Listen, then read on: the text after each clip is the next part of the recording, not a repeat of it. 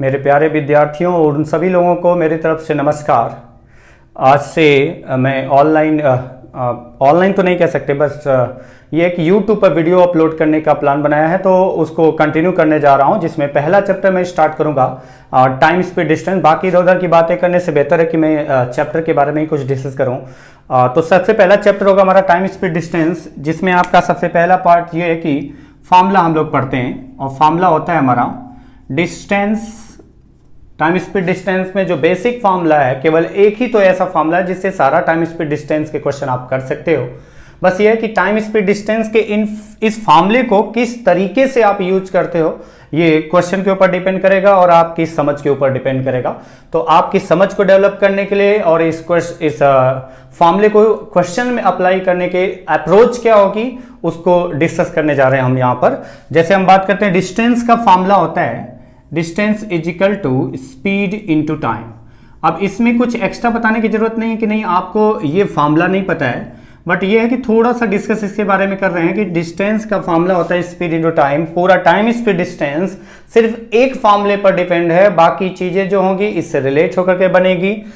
जैसे अगर हम कहें कि स्पीड अगर निकालना हो तो फार्मूला तो यही यूज होगा, और फार्मूले के अकॉर्डिंग अगर देखें तो speed is equal to distance upon time. ये हो गया आपका डिस्टेंस अपॉन टाइम। अगर हम थर्ड पार्ट देखें तो थर्ड पार्ट आता है time is equal to formula बनेगा आपका डिस्टेंस अपॉन स्पीड। यहां पर मैंने स्पीड लिखा, आवश्यकता हो सकती है रिलेटिव स्पीड की पड़े, और रिलेटिव स्पीड क्या होगी वो डिस्कस करेंगे। बट इन तीन चीजों में सबसे मेन फार्मूला आपका जो है ना, वो distance is equal to speed into time है। बाकी चीजें इसी से रिलेट होकर के, चाहे आप स्पीड बराबर लिखाओ, स्पीड इज इक्वल टू निकालो तो वो आपका डिस्टेंस अपॉन टाइम, या टाइम इज इक्वल टू निकालो तो डिस्टेंस अपॉन स्पीड। तो आज हम लोग जो डिस्कस करेंगे, बेसिक पॉइंट सिर्फ डिस्कस करेंगे, और बेसिक पॉइंट होगा टाइम कैसे निकाला जाए। और टाइम, कौन सा टाइम निकालने की बात कर रहे हैं, जब ट्रेन किसी ऑब्जेक्ट को क्रॉस करेगी तो ट्रेन कितना डिस्टेंस कवर करेगी उस ऑब्जेक्ट को क्रॉस करने तक। फॉर एग्जाम्पल, जैसे अगर हम बात करें, इसको तो मैं रफ कर रहा हूं, जैसे अगर हम बात करें कि ट्रेन किसी ऑब्जेक्ट को क्रॉस कर रही है, तो दो चीजें हमारे लिए इंपॉर्टेंट होगी कि कितने समय में क्रॉस करेगी। पहला पॉइंट, हम यहां पर हम सबसे पहले बात कर लें कि हम यहां डिस्कस कर रहे हैं ट्रेन से रिलेटेड क्वेश्चन। और ट्रेन से रिलेटेड क्वेश्चन, कौन से ट्रेन से रिलेटेड क्वेश्चन? तो ट्रेन से रिलेटेड वो क्वेश्चन जिसमें कोई ट्रेन किसी दूसरे ऑब्जेक्ट को क्रॉस करती है। वो ऑब्जेक्ट अलग अलग हो सकते हैं, तो उस ऑब्जेक्ट को क्रॉस करने में कितना टाइम लगेगा। तो अगर आपको टाइम निकालना है कि कितना टाइम लगेगा उस ऑब्जेक्ट को क्रॉस करने में ट्रेन द्वारा, तो आपको निकालना होगा डिस्टेंस, और उसके बाद उसको डिवाइड करना होगा या तो स्पीड या फिर रिलेटिव स्पीड। तो सबसे पहला पॉइंट कि ट्रेन कितने समय में क्रॉस करेगी, ये निकालने के लिए हमें डिस्टेंस पता होना चाहिए, और डिस्टेंस निकालने के लिए हमें पता होना चाहिए उसके कॉन्सेप्ट कि एक्चुअल में कैसे डिस्टेंस फाइंड करेंगे। अगर ट्रेन किसी प्लेटफॉर्म को क्रॉस कर रही है, और ट्रेन किसी आदमी को क्रॉस कर रही है, या किसी एक प्लेटफॉर्म को क्रॉस कर रही है जिसका लेंथ 500 मीटर है, और दूसरे प्लेटफॉर्म को क्रॉस कर रही है जिसका लेंथ 400 मीटर है, क्या 500 मीटर लेंथ के प्लेटफॉर्म को क्रॉस करने में उतना ही समय लगेगा जितना कि 400 मीटर लेंथ के दूसरे प्लेटफॉर्म को क्रॉस करने में? क्योंकि लेंथ दोनों प्लेटफॉर्म की अलग अलग है, इसलिए ये तो हमें कंफर्म पता है कि अगर लेंथ अलग अलग है तो टाइम भी अलग अलग लगेगा। तो हमें तो पहले ये कंफर्म करना पड़ेगा कि ट्रेन किसी ऑब्जेक्ट को क्रॉस करती है तो उसे क्रॉस करने में एक्चुअल में ट्रेन को कितना डिस्टेंस कवर करना पड़ता है। फॉर एग्जांपल, किस तरह के क्वेश्चन आपको मिलेंगे, जैसे हमने देखा है क्वेश्चन जो आए हुए हैं, जो आते हैं, जो बुक में पढ़े हुए हैं, उसमें क्वेश्चन अधिकतर यही होते हैं कि ट्रेन किसी पोल को क्रॉस कर रही है। एक तो केस ये हो गया। दूसरा केस हो गया ट्रेन किसी आदमी को क्रॉस कर रही है। अब वो आदमी को क्रॉस कर रही है तो आदमी बैठा भी हो सकता है कहीं अस्थाई, या फिर वो चल रहा होगा तो अपोजिट डायरेक्शन में भी चल रहा होगा या फिर सेम डायरेक्शन में। तीसरा पॉइंट आता है कि ट्रेन क्रॉस कर रही है प्लेटफॉर्म को, ट्रेन प्लेटफॉर्म को क्रॉस कर रही है। चौथा पॉइंट आता है कि ट्रेन प्लेटफॉर्म के अलावा अगर हम बात करें तो ब्रिज को क्रॉस कर रही है, ब्रिज पुल को क्रॉस कर रही है। अगर हम और देखें तो आपका हो सकता है ट्रेन किसी टनल को क्रॉस करे। टनल आपका होता है गुफा तो नहीं कह सकते हैं, गुफा में तो एक साइड जाने का होता है और निकलने का भी रास्ता वही होता है जहां से एंट्री करने का होता है, तो गुफा नहीं बोलेंगे, इसे बोलेंगे सुरंग। या फिर ट्रेन किसी दूसरी ट्रेन को क्रॉस करिए। अब दूसरी ट्रेन डायरेक्शन, दूसरी ट्रेन का सेम भी हो सकता है और अपोजिट भी हो सकता है। तो इन चीजों को पहले तो हमें यह देखना होगा कि ट्रेन इनमें से किसी भी ऑब्जेक्ट को क्रॉस करेगी तो ट्रेन को कितना चलना पड़ेगा। अब ये पोल होता है, मतलब हम बात करें खंबा, मतलब ये बिजली का खंबा भी हो सकता है, बिजली का खंबा हो सकता है या कोई और भी खंबा हो सकता है। अगर ट्रेन आदमी को क्रॉस कर रही है, जो मैंने लिखा है उसको हिंदी में एक बार लिख दे रहा हूं कि अगर वो प्लेटफॉर्म को क्रॉस कर रही है, ब्रिज को क्रॉस कर रही है, ब्रिज मतलब पुल, टनल मतलब आपका कह सकते हैं कि सुरंग, अनदर ट्रेन मतलब दूसरी ट्रेन को क्रॉस कर रही है। तो ट्रेन किसी भी ऑब्जेक्ट को क्रॉस करे, चाहे वो पोल हो, मैन हो, प्लेटफॉर्म हो, ब्रिज, टनल या दूसरी ट्रेन। तो पहला पॉइंट तो यह है कि ट्रेन किसी भी ऑब्जेक्ट को क्रॉस करेगी, ट्रेन को अपनी लेंथ के बराबर डिस्टेंस कवर करना ही करना पड़ेगा। ट्रेन किसी भी ऑब्जेक्ट को क्रॉस करे, ट्रेन को अपनी लेंथ के बराबर डिस्टेंस कवर करना ही करना पड़ता है। इसके अलावा कंडीशन यह है कि ट्रेन किसी ऑब्जेक्ट को क्रॉस करती है तो ट्रेन को अपनी लेंथ के बराबर डिस्टेंस चलना पड़ता है। इसके अलावा जिस ऑब्जेक्ट को ट्रेन क्रॉस करे, वो ऑब्जेक्ट हो सकता है कि पोल को क्रॉस करे, ऑब्जेक्ट पोल हो सकता है, मैन हो सकता है, प्लेटफॉर्म हो सकता है, ब्रिज, टनल या अनदर ट्रेन। तो मेन पॉइंट ये है कि ट्रेन किसी भी ऑब्जेक्ट को क्रॉस कर रही है तो कितना समय लगेगा, इसके लिए हमें डिस्टेंस निकालना पड़ेगा और स्पीड निकालना पड़ेगा। और हम यहां डिस्कस कर रहे हैं डिस्टेंस। अब अगर ट्रेन किसी भी ऑब्जेक्ट को क्रॉस करेगी तो कितना डिस्टेंस चलना पड़ेगा। पहला पॉइंट कि ट्रेन किसी भी ऑब्जेक्ट को क्रॉस करे उसे अपनी लेंथ के बराबर डिस्टेंस चलना पड़ता है। और दूसरा पॉइंट है कि ट्रेन अगर क्रॉस करी है ऑब्जेक्ट को तो ट्रेन को खुद की लेंथ के अलावा उस ऑब्जेक्ट का लेंथ भी कवर करना पड़ता है जिस ऑब्जेक्ट को ट्रेन क्रॉस कर रही है।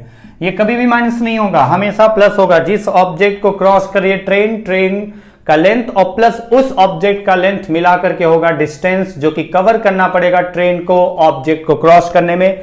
जिसमें से दो चीजें हमेशा ध्यान रखना है, क्योंकि कभी क्वेश्चन में लिखा नहीं जाता कि नहीं हॉरिजॉन्टल पोल है या आदमी गिरा हुआ है। हमेशा जो दिया जाता है पोल और मैन की बात जो की जाती है, दिया हुआ क्या होता है, बात जो की जाती है वो हमेशा पोल या मैन की बात जो की जाती है वो vertical pole and vertical man की बात की जाती है। और पोल और मैन अगर हम बात करें कि वर्टिकल पोल है तो ये ट्रेन के कंपेयर में ये जो लेंथ है वो क्रॉस तो सिर्फ इतना लेंथ चलना पड़ेगा, ये ऊपर से नीचे तक तो चलना नहीं पड़ेगा। तो अगर ट्रेन इस पोल को क्रॉस करेगी तो सिर्फ इतना लेंथ, तो एज कंपेयर टू ट्रेन अगर हम पोल की ये लेंथ को देखें तो ये लेंथ ट्रेन के कंपेयर में नेग्लेक्ट हो जाती है, यानी कि पोल की लेंथ 0 और आदमी की लेंथ भी सेम उसी तरीके से। आदमी की लेंथ भी अगर हम बात करें तो आदमी की लेंथ भी ट्रेन के कंपेयर में ये जो लेंथ है आदमी की, ये आपकी लेंथ जो है मोटाई आदमी की एक तरह से हम बात कर सकते हैं। तो ट्रेन के कंपेयर में आदमी की लेंथ भी हमेशा मानी जाती है 0।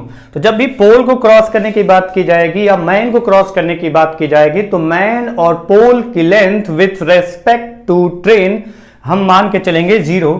तो जब ट्रेन पोल को क्रॉस करेगी तो खुद की लेंथ चलेगी प्लस पोल की लेंथ, जो कि हम मान के चल रहे हैं 0, यानी ट्रेन को सिर्फ अपना लेंथ चलना पड़ेगा। ट्रेन अगर किसी आदमी को क्रॉस करेगी तो आदमी की लेंथ भी 0 मानी जाती है, तो ट्रेन को अपना लेंथ प्लस आदमी की लेंथ जो कि 0 है, यानी इन दो केस में ट्रेन को खुद की लेंथ के बराबर डिस्टेंस कवर करना पड़ता है। लेकिन अगर ट्रेन प्लेटफॉर्म को क्रॉस करे है तो ट्रेन को अपनी लेंथ प्लस प्लेटफॉर्म की लेंथ के बराबर डिस्टेंस कवर करना पड़ेगा। इतना लेंथ जब वो कवर करेगी तब जाकर के वो प्लेटफॉर्म को क्रॉस कर पाएगी। और हम प्लेटफॉर्म की लेंथ 0 नहीं मान सकते क्योंकि बिना लेंथ का प्लेटफॉर्म कोई होता नहीं है। नेक्स्ट पॉइंट है, ट्रेन अगर क्रॉस करे ब्रिज को तो ट्रेन को खुद की लेंथ प्लस ब्रिज का लेंथ के बराबर डिस्टेंस कवर करना पड़ेगा। ट्रेन अगर टनल को क्रॉस करे तो ट्रेन को अपनी लेंथ प्लस टनल का लेंथ के बराबर डिस्टेंस कवर करना पड़ेगा। इसके अलावा अगर हम बात करते हैं ट्रेन दूसरी ट्रेन को क्रॉस करिए तो इसमें दो कंडीशन आ सकती हैं कि दूसरी ट्रेन जो आ रही है वो सेम डायरेक्शन में चल रही है या दूसरी डायरेक्शन अपोजिट डायरेक्शन से आ रही है। तो अब इस केस में सेम और अपोजिट का कोई फर्क नहीं पड़ता, ये फर्क पड़ता है स्पीड पर। बट अगर हम बात करें डिस्टेंस की तो डायरेक्शन कोई भी हो ट्रेन का, चाहे वो अपोजिट डायरेक्शन से आ रही हो या सेम डायरेक्शन में जा रही हो, क्रॉस करेगी ट्रेन तो ट्रेन को खुद का लेंथ प्लस उस ऑब्जेक्ट दैट मीन्स उस ट्रेन का लेंथ जो ट्रेन अपोजिट डायरेक्शन से या सेम डायरेक्शन में चले, जिसको ये ट्रेन जिसको क्रॉस करेगी तो ट्रेन का खुद का लेंथ प्लस दूसरी ट्रेन का लेंथ जुड़ेगा। तो डायरेक्शन का डिस्टेंस के पार्ट पर कोई मतलब नहीं रहता है यहां पर, चाहे वो डायरेक्शन सेम हो या अपोजिट, लेंथ हमेशा जुड़ती है। ये पहला और बेसिक पॉइंट है। थोड़ा सा आगे चलते हैं इसमें आगे अगर चलते हैं तो इसमें अगला पॉइंट ये है, जैसे हम बात करें डिस्टेंस की, अभी भी डिस्टेंस की बात कर रहे हैं, तो इसमें एक क्वेश्चन है जो कई बार आ चुका है। कौन सा क्वेश्चन? तो क्वेश्चन ये है कि दो ट्रेनें अगर चलती हैं, जैसे अगर हमने कहा कि एक ट्रेन है जिसका लेंथ है 700 मीटर, दूसरी ट्रेन है जो कि अपोजिट डायरेक्शन से आ रही है जिसका लेंथ है 500 मीटर। मैंने दूसरी ट्रेन इसलिए नहीं बनाया क्योंकि अगर यहां बना दूंगा तो आपके दिमाग में आएगा कि ये डिस्टेंस भी चलना पड़ेगा। तो दूसरी ट्रेन जो अपोजिट डायरेक्शन से आ रही है उसका लेंथ है 500 मीटर और ये ट्रेन है 700 मीटर। मैं कहता हूं इस ट्रेन में 200 मीटर या हमने कहा कि 100 मीटर पीछे एक आदमी बैठा है। तो अब अगर आदमी यहां पर बैठा है तो बोला जाए कि ये जो 500 मीटर लेंथ की ट्रेन है अपोजिट डायरेक्शन से आ रही 700 मीटर लेंथ की ट्रेन में बैठे उस आदमी को क्रॉस कर रही है। ध्यान रखना किसको क्रॉस कर रही है? 500 मीटर लेंथ की ट्रेन अपोजिट डायरेक्शन से आ रही 700 मीटर लेंथ की ट्रेन में बैठे उस आदमी को क्रॉस करी है जो आगे से 100 मीटर पीछे बैठा हुआ है। तो कंप्लीटली क्रॉस करने में कितना डिस्टेंस चलना पड़ेगा? तो हमने पहले ही बताया कि कौन सी ट्रेन क्रॉस कर रही है उसका लेंथ और वो ट्रेन किसको क्रॉस कर रही है उसका लेंथ, ये दोनों लेंथ जुड़ेगा।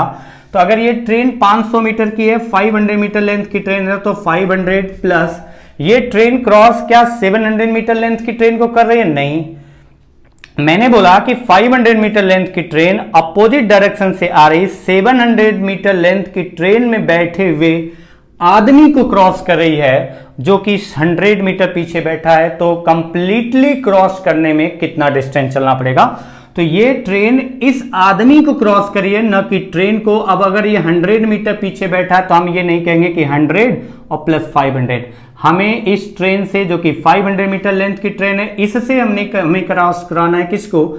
आदमी को। तो आदमी की लेंथ 0, यानी कि कितना चलना पड़ेगा? 500 मीटर, न कि आप 700 को ऐड करेंगे।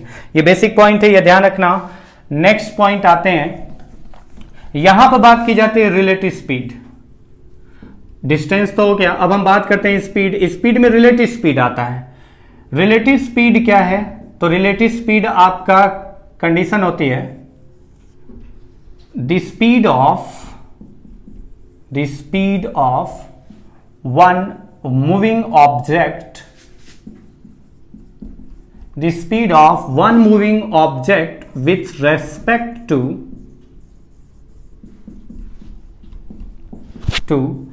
another moving object। क्या मतलब है इसका?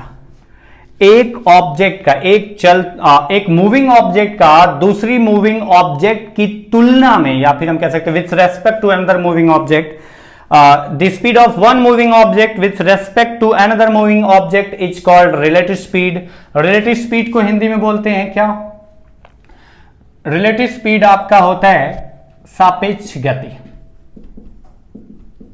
रिलेटिव स्पीड मीन्स सापेक्ष गति, और रिलेटिव स्पीड मतलब सापेक्ष गति का मतलब हुआ कि एक ऑब्जेक्ट का जो गति है वो दूसरे ऑब्जेक्ट के रिस्पेक्ट में क्या है, वो आपका होगा रिलेटिव स्पीड, सापेक्ष गति। इसको थोड़ा एक्सप्लेन करके मैं दिखा दूं तो कुछ ऐसे है कि अगर हम बात करें कि यहां से एक बस चली जिसकी स्पीड थी 60 किलोमीटर पर आवर, और यहीं से सेम टाइम पर दूसरी बस चली और सेम डायरेक्शन में चली है और जिसकी स्पीड थी 80 किलोमीटर पर आवर्स।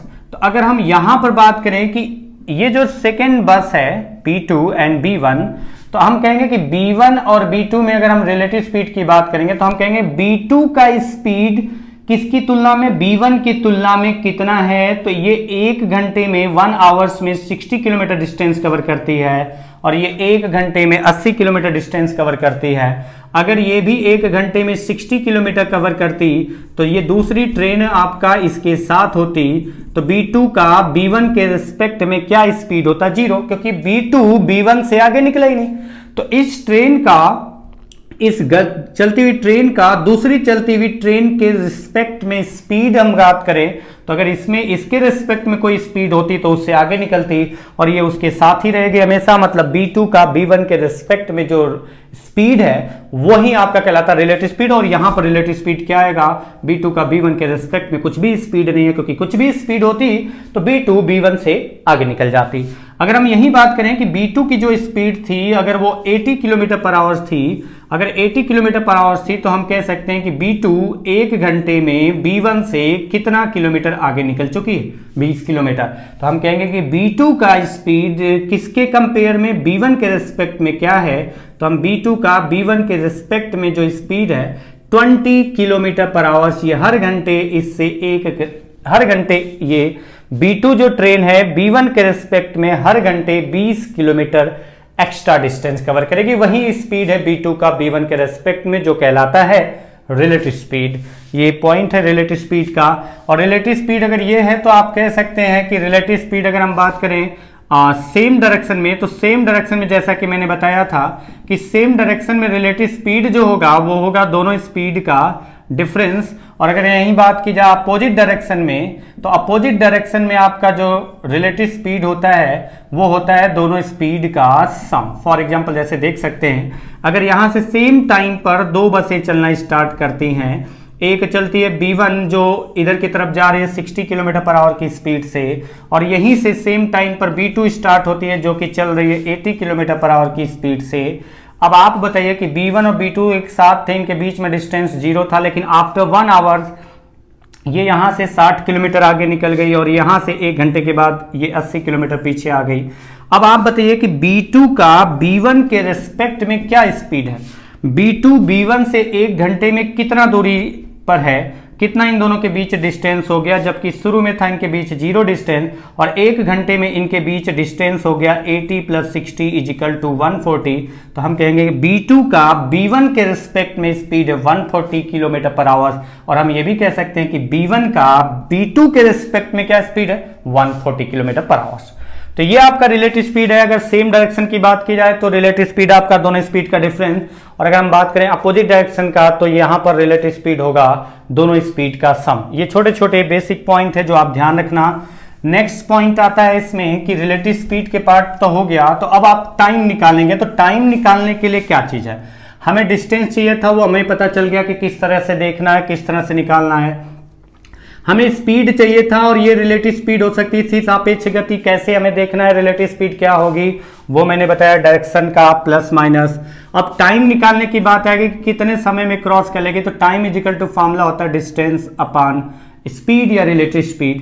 तो मेन तो आपको ध्यान रखना है कि अगर ये किलोमीटर में हुआ तो स्पीड होना चाहिए किलोमीटर पर आवर्स, या अगर ये किलोमीटर में है तो स्पीड आपका इसके अलावा भी हो सकता है किलोमीटर पर मिनट या फिर आपका किलोमीटर पर सेकेंड, कोई फर्क नहीं पड़ता, क्योंकि हमें पता है कि डिस्टेंस है किलोमीटर। तो नीचे अगर किलोमीटर आता है आपका तो ये पर आवर्स हो, पर मिनट हो, पर सेकेंड हो, तो आपका किलोमीटर से किलोमीटर कैंसिल, आपका जो रिजल्ट आएगा इसके अकॉर्डिंग आवर्स आएगा, इसके अकॉर्डिंग मिनट आएगा, इसके अकॉर्डिंग सेकेंड आएगा, क्योंकि ये नीचे वाला पार्ट ऊपर जाएगा। तो मेन आपको देखना किलोमीटर है तो किलोमीटर से कैंसिल होना चाहिए, लेकिन आपका अधिकतर क्वेश्चन इसी पार्ट पर बेस्ड होता है। तो सीधा सा लॉजिक है, अगर डिस्टेंस किलोमीटर में होगी तो हमें स्पीड को रखना पड़ेगा किलोमीटर पर आवर्स। तो ये बेसिक पॉइंट ध्यान रखना। और आपको मेन जो ध्यान रखना है इसके अलावा कि चेंज करने का तरीका क्या है, तो किलोमीटर पर आवर से अगर मीटर पर सेकेंड में कन्वर्ट करना है तो सीधा हम मल्टीप्लाई कर देते हैं 5/18।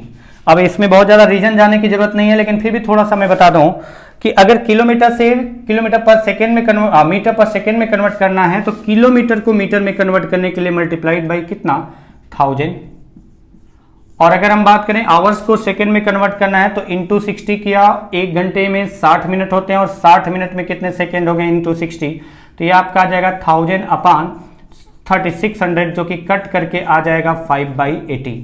दैट मीन्स अगर किलोमीटर पर आवर से मीटर पर सेकेंड में कन्वर्ट करना है तो 5/18 से डायरेक्टली मल्टीप्लाई कर देंगे, और अगर मीटर पर सेकेंड से किलोमीटर पर आवर्स में कन्वर्ट करना है तो आप इसी का उल्टा कर देंगे 18/5, आपका आंसर आ जाएगा।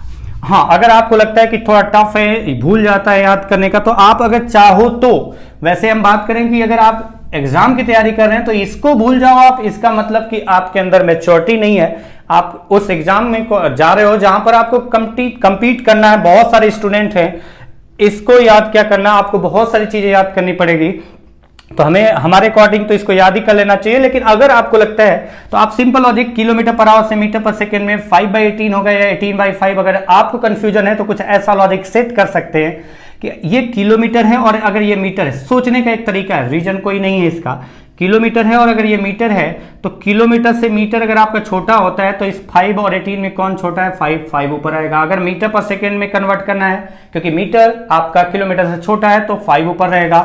और अगर मीटर पर सेकेंड से किलोमीटर में कन्वर्ट करना है, क्योंकि किलोमीटर मीटर से बड़ा है तो इसलिए आपका 5 और 18 में जो बड़ा होगा वो आपका आएगा। अगर किलोमीटर पर आवर्स में तो बड़ा वाला ऊपर चाहिए, और अगर मीटर पर सेकंड में कन्वर्ट करना है तो 5 ऊपर चाहिए, मतलब छोटा वाला पार्ट ऊपर चाहिए। इस तरीके से आप देख सकते हैं। बाकी चीजें हम लोग डिस्कस करेंगे, लेकिन आज के लिए बस इतना। नमस्कार, नेक्स्ट क्लास में मिलते हैं अगली वीडियो के साथ, जिसमें हम लोग इस बेसिक पॉइंट को थोड़ा सा रिवाइज करेंगे और उसके अलावा फिर उसके बाद स्टार्ट करेंगे क्वेश्चंस, एंड उस क्वेश्चन को आगे बढ़ाते जाएंगे, लेवल कम से ज्यादा की तरफ मूव करेंगे और एक एक टाइप के जो अलग अलग टाइप के क्वेश्चन है वो डिस्कस करेंगे। और फॉर्मूला तो आपका सिर्फ एक ही चलेगा, ये ध्यान रखना कि फॉर्मूला चलेगा सिर्फ distance is equal to speed into time. अब उसको किस तरह से यूज करना है, उसमें क्या अप्रोच होनी चाहिए आपको क्वेश्चन के अकॉर्डिंग सोचने की, वो हम आपको सिखाएंगे। तो चलिए नमस्कार, आज के लिए बस